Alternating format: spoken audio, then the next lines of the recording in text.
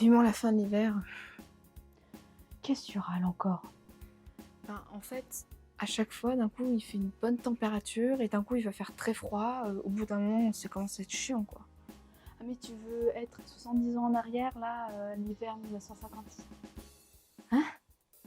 Alors, ça s'est passé début février 1956 pendant 3 semaines. C'est considéré comme l'hiver le plus rude du XXe siècle et la France était complètement bloquée à cause d'une grande vague de froid, du coup, avec un air très glacial et que les canalisations d'eau étaient complètement gelées.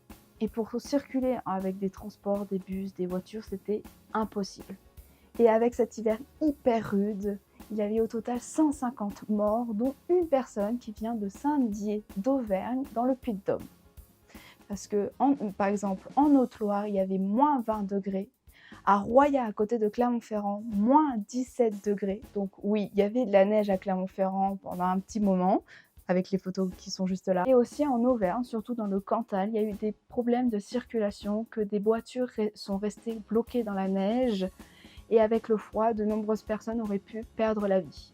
Mais grâce aux sèche-neige de l'époque, on a pu les sauver. Mais aussi le plus macabre de tout ça, c'est qu'en circulant dans les rues ou dans les parcs, on pouvait apercevoir de nombreux cadavres d'oiseaux.